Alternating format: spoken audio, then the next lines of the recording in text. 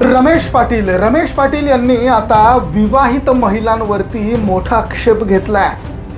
मुलींपेक्षा विवाहित महिलांचं लफडे करण्याचं प्रमाण हे अत्यंत जास्त असल्याचं ते सांगतात. बघूयात काय म्हणतात रमेश पाटील. ते तरुण मुली त्यांचं कमी झालं, म्हणजे लग्न झालेलं बाहेर काय चावताळलं काय माहिती. मला खरंच कळत नाही राव. 2-2, 3-3 लेकराच्या आहेत, इतक्या बिघडलेल्या आहे, यांना काय करावं काय माहिती. पण या बाहेर तिथं जाऊन भोंगळ्या पडू लागल्या, जीवनाचा आनंद घेऊ लागल्या, कपडे काढून डोळे बंद करून कोणता तप चालू. अरे सरळ कळतंय लोकांना की मी तर फक्त आनंद घेऊ लागला. बाया गुंगीमध्ये बाया पडली असते एखादी चक्कर. एका बाईवर अत्याचार झाला तर हजारो माणसं येतात, पण हजारो माणसावर अत्याचार होऊ लागले. एक माणूस त्यांच्या पाठीमागे येत नाही. माणसाला फार त्रास आहे. या घुबड तोंडीचीने काय केलं, तिला दारू फोडायच्या औषधमध्ये गोळ्या खाऊ घातल्या. त्या दारू फोडायच्या औषधमध्ये पागल झाला.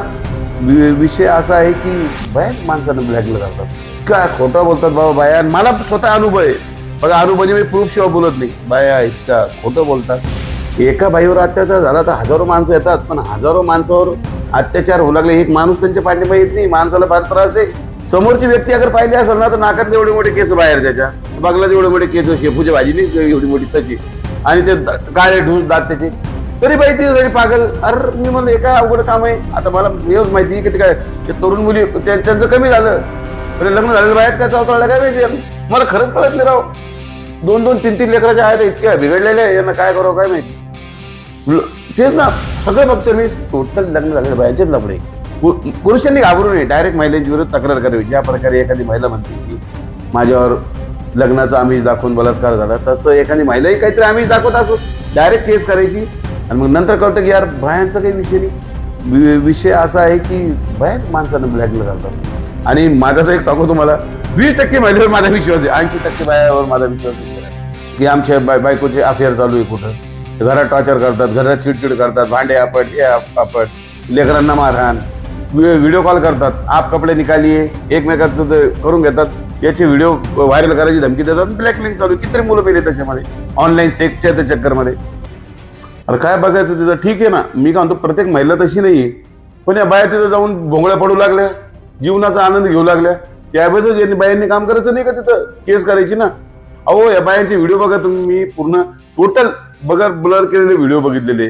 त्या बाया अशा जीवनाचा आनंद घेऊन राहिले. काय सांगू, डोळे बंद करून माझं काय कोणते तप चालू आहे, कपडे काढून डोळे बंद करून कोणतं तप चालू आहे. अरे सरळ कळतंय लोकांना की या बायांवर पण गुन्हे दाखल झाले पाहिजे. या बायांनी का बरं गुन्हे दाखल नाही केले. समजा एका महिलेने तक्रार केली असेल, त्यानंतर सगळ्यांनी केली ना, पण या बायांनी केली का. काय आलं, या महाराजाला जे प्रोत्साहन देतात त्यात 100% महिलांचं जास्त आहे. आणि मी 100% सांगतो की महिलांचा याच्यामध्ये भरपूर हात आहे.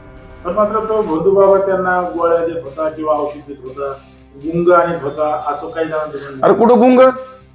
मी तर फक्त पूर्ण आनंद घेऊ लागला. बाया गुंगीमध्ये बाया तर पडली असते एखादी चक्कर येऊन. इथं माझं धरून त्याची चेन काढून राहिल्या खाली. अरे लाज चेन काढून राहिले आणि काय काय करू राहिले. अरे सर बघितलं ना, सगळं महाराष्ट्र बघू लागला. कोणती बाई रडू लागली की बलात्कार केला, आरडाओरडा करू लागली की दरवाजे वाजवू लागली. पूर्ण जीवनाचा आनंद घेऊ लागला त्या बाया. काही नाही, त्या बायांवर गुन्हे दाखल झालेच पाहिजे.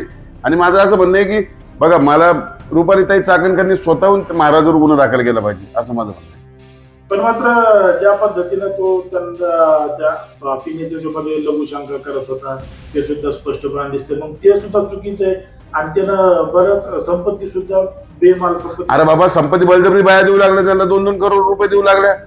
इथं सगळं ऐश करू लागले, घरी चालल्या. नवरे भाडकाऊ सारखे बाहेर मागं उभे, त्यांना लाज वाटली पाहिजे. अहो हे काय विषय माहिती तुम्हाला. आता सांगतो बघा, मी प्रत्येक महिलेला नावं ठेवत नाही, पण अशा महिला आहे. आता तुम्हाला सांगतो, काल मला एक विषय आला की एका माणसाची बायको एकाच्या गाडीवर फिरू लागली. त्याने फक्त तेवढं म्हणलं की त्याच्या गाडीवर का बरं बसली. या बाईला आहे ना 3चा 4था महिना चालू होता. ती बाईने डायरेक्ट घरी आली, ते पोटर मारू लागली नवऱ्यासमोर. ती लेकरू तिने मारलं आणि पुन्हा नवऱ्यावर केस केली की आम्हाला हुंड्याला पैसे मागत होता. यामध्ये व्हिडिओ, तर उद्या एक व्हिडिओ त्याचा व्हायरल होईल. इतक्या बाया ब्लॅकमेल झाल्या. माणसाचं काही नाही भाऊ, माणसं आहे ना, एक लक्षात ठेवा. एका बाईवर अत्याचार झाला तर हजारो माणसं येतात, पण हजारो माणसावर अत्याचार होऊ लागले. एक माणूस त्यांच्या पाठीमागे येत नाही. माणसाला फार त्रास आहे. तुम्हाला काय सांगू, माणूस बोलून दाखवत नाही, माणसाला वाटतं जाऊ त्याच्यात. पण माझं असं म्हणणं आहे की ज्या प्रकारे एखादी महिला एखाद्या पुरुषावर केस करते की बाबा ठीक आहे यांनी आमचं असं केलं, गोड बोलून बलात्कार केला, त्या प्रकारे पुरुषांनी सुद्धा महिलांच्या विरोधात जाऊन तक्रार केली पाहिजे की या बाईने माझ्यासोबत असं केलं, माझ्या बहिणी तो असं केलं पाहिजे. आणि ज्या बाया चुकीच्या आहे ना त्यांना जेल दाखवलीच पाहिजे. मग ती आपली असो, पराई असो, कोणी असो, शिक्षा महिलांना व्हायलाच पाहिजे. पण मात्र असं महिला करताना दिसत आहेत का? बरं किती आहे आता हे मी तुम्हाला किस्सा सांगतो की एक लग्न झालेलं, मुली लग्नाला आलेल्या, त्या बाईने काय केलं, म्हणजे ते ऑफिसमध्ये कामाला होती, तो नवरा थोडी दारू प्यायचा, या घुबड तोंडीचीने काय केलं, तिला दारू सोडायच्या औषधमध्ये गोळ्या खाऊ घातल्या, त्या दारू सोडायच्या औषधमध्ये. तो पागल झाला, नवऱ्याला सोडून आता गेली दुसऱ्या सोबत. असाही किस्सा आहे.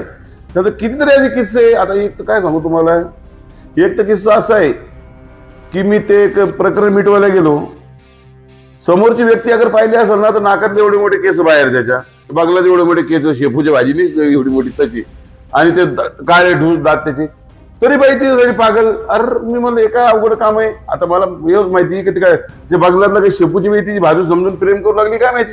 असे किस्से घडू लागले. मी तुम्हाला आताही सांगतो बघा, मी माझा महिलेवरून खूप विश्वास उठलेला आहे, कारण की आपण ज्यांच्यावर विश्वास ठेवलेला आहे सगळ्या महिला तशा निघालेल्या आहे.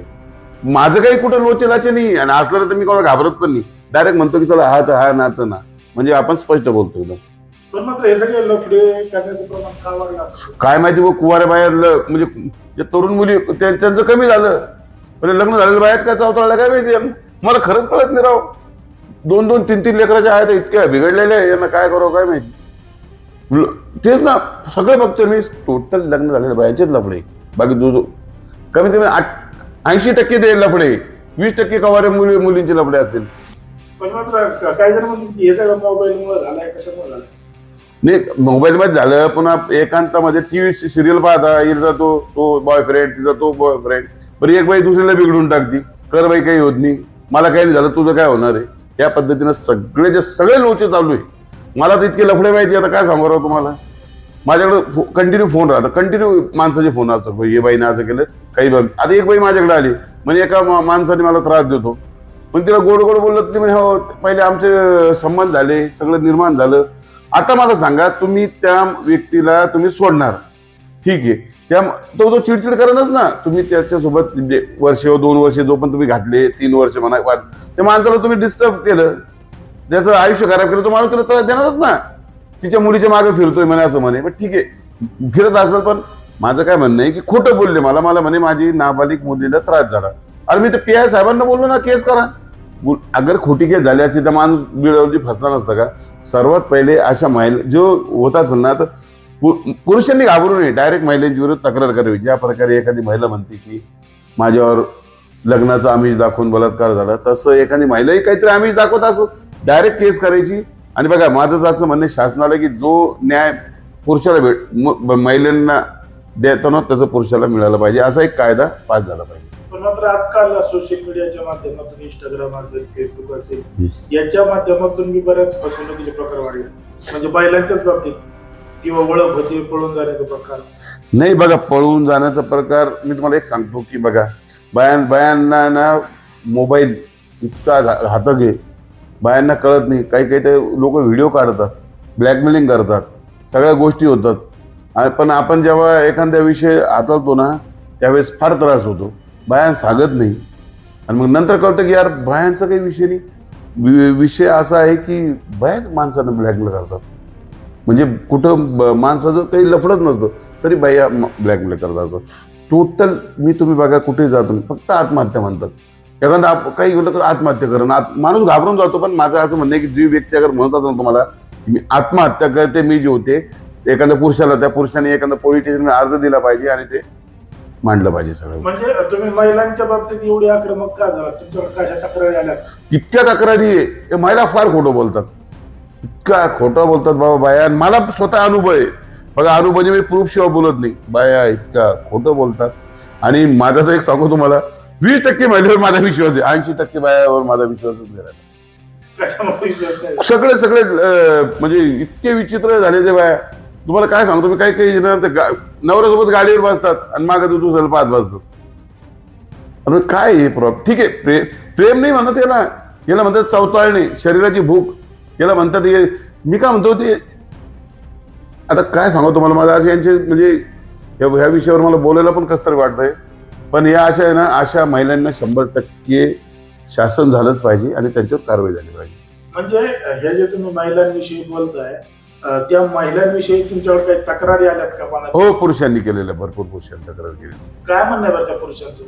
हेच की बाबा आमच्या बायकोचे अफेअर चालू आहे कुठं, ते घरात टॉर्चर करतात, घरात चिडचिड करतात, भांडे आपट, हे आपट, लेकरांना मारहाण, असा विषय त्यांनी मला भरपूर सांगितलेला आहे. मग तुम्ही एक सामाजिक कार्यकर्ते म्हणून काय दखल घेणार आहे सगळ्या गोष्टीची, कशी घेणार? तर मी जितके पण पुरुष आहेत ना ते, त्यांना पोलीस स्टेशनला घेऊन जाणार मी आणि त्या महिलांच्या तक्रारी करणार मी.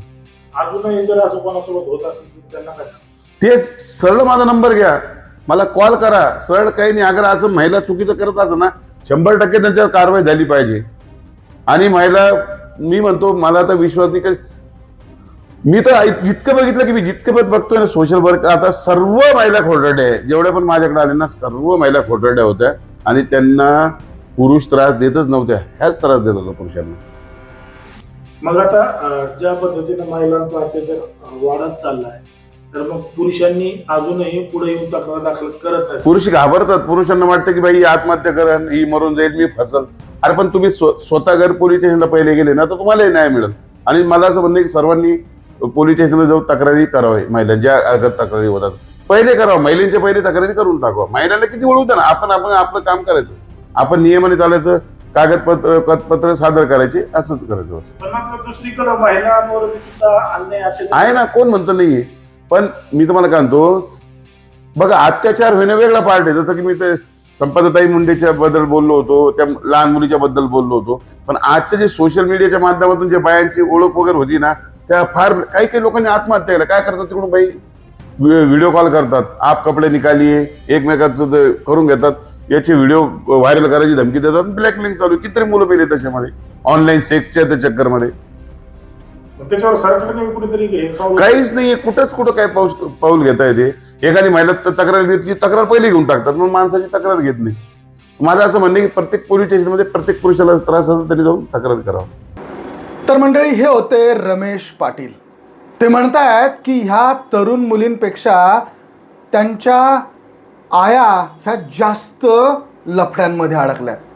लग्न झालेल्या बायांचं काय चाललंय हे मला कळतच नाही, असं ते म्हणतात. 2-2, 3-3 लेकरांच्या आई झालेल्या महिला ह्या बिघडलेल्या आहेत, असं ते या ठिकाणी सांगतात. या सगळ्या बाया बाबा बुवा यांच्याकडे जाऊन आपल्या शरीराची भूक भागवून घेत आहेत, असं देखील ते या ठिकाणी म्हणतात. त्या म्हणतात की गुंगीचं औषध दिलं. कशाचं गुंगीचं औषध दिलं? यांना गुंगी बिंगी काय आलेली नाही आहेत, या स्वतःहून ह्या सगळा आनंद घेत आहेत, असं विदारक वक्तव्य रमेश पाटील या ठिकाणी करताना आपल्याला दिसतात. त्यांनी एक उदाहरण दिलं आहे की नवऱ्याला दारू सोडायच्या औषधामध्ये त्या गोळ्या तिने त्या नवऱ्याला खाऊ घातल्या आणि त्या गोळ्या खाल्ल्यानंतर तिचा नवरा अक्षरशः पागल झाला आणि त्यानंतर ती महिला त्या नवऱ्याला सोडून तिसऱ्याच व्यक्तीसोबत पळून गेल्याचं एक उदाहरण रमेश पाटील यांनी या ठिकाणी दिलेलं आहे. ते म्हणतायत की मी म्हणतो प्रत्येक महिला तशी नाही आहे, पण जगातील या बाया भोंदू बाबाकडे जातात आणि त्यांच्या समोर नग्न होतात, शरीर सुखाची पूर्तता करून घेतात आणि त्यांना यामधनं आनंद मिळतो, असं देखील रमेश पाटील या ठिकाणी व्यक्त होताना मंडळी आपल्याला दिसतात. तर रमेश पाटील म्हणतात की असं कोणतं तप आहे की जे कपडे घालून नाही होऊ शकत, कपडे काढूनच तो विधी पूर्ण करावा लागतो. या ठिकाणी तुम्ही जर का स्वतःहून कपडे काढून त्या व्यक्तीच्या समोर जात असाल तर यामध्ये तुमचा दोष नाही आहे का, महिलांचा दोष नाही आहे का? आणि महिला जर का स्वतःहून आपले कपडे काढून निर्वस्त्र होत आहेत, नग्न होत आहेत आणि अशा बाबांच्या भोंदूंच्या समोर जात आहेत, तर यामध्ये त्या भोंदू बाबांबरोबरच त्या महिला देखील तितक्याच दोषी आहे. ते म्हणतात की एका महिलेवर अत्याचार झाला तर हजारो माणसं येतात, पण हजारो पुरुषांवर अत्याचार होत आहेत, पण सगळं गप्पगार आहे का? कुणी पुरुषांच्या मागे उभे राहत नाही. तर असे हे प्रमुख मुद्दे आहेत मंडळी रमेश पाटील यांच्या या व्हिडिओमधले. तर अशोक खरातचं प्रकरण महिला केवळ बळी नसून काही ठिकाणी संमतीने सहभागी असल्याचा दावा रमेश पाटील करतात.